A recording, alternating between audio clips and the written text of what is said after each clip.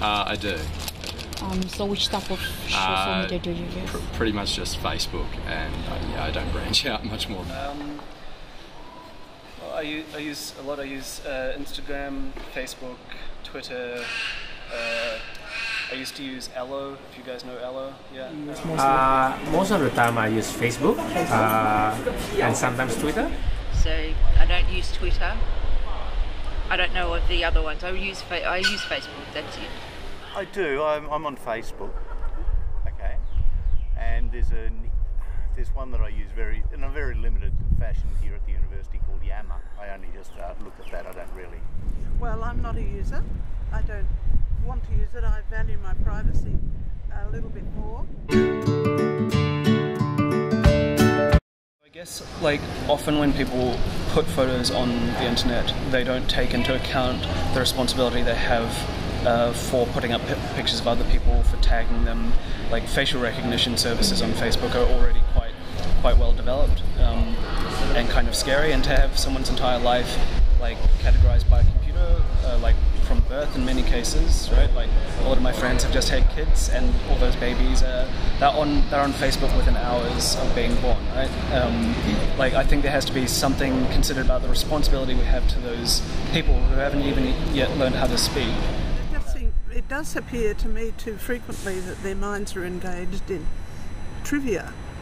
You know, I hear reports that people say they're just telling their friends what they're having for lunch, what they're doing, why they're in a particular coffee shop. You know, how important is that? Better they read a newspaper article.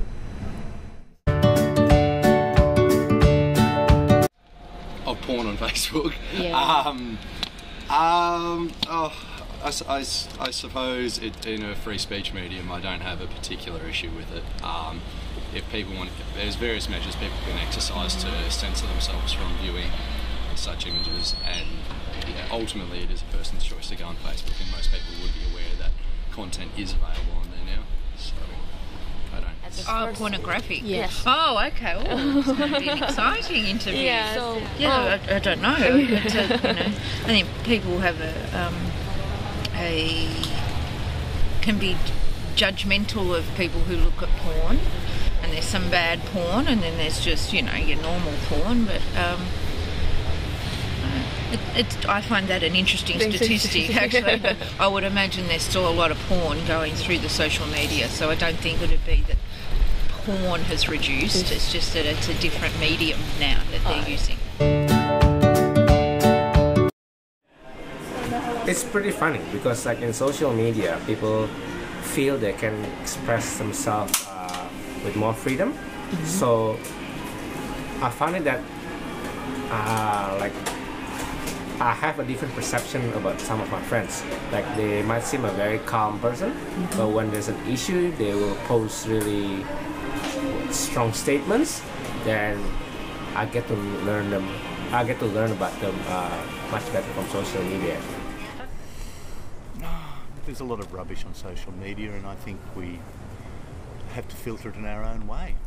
And we've all got, we all reason, and we all accept what we want to accept, and we all reject what we want to reject. So it's just a personal thing.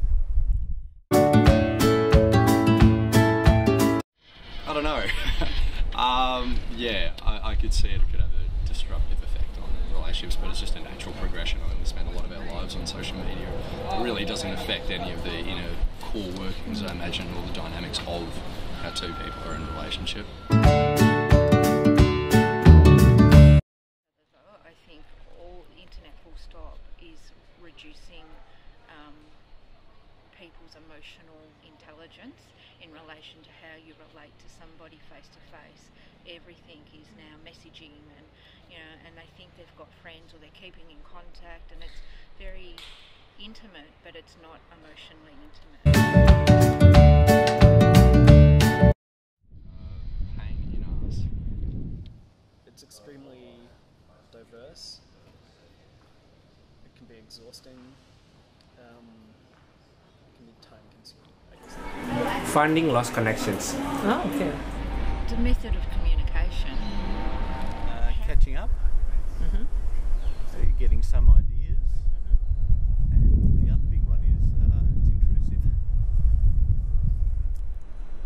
thoughtless comments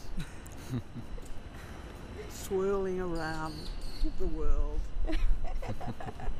Okay. Well, That's thank you. my biggest worry.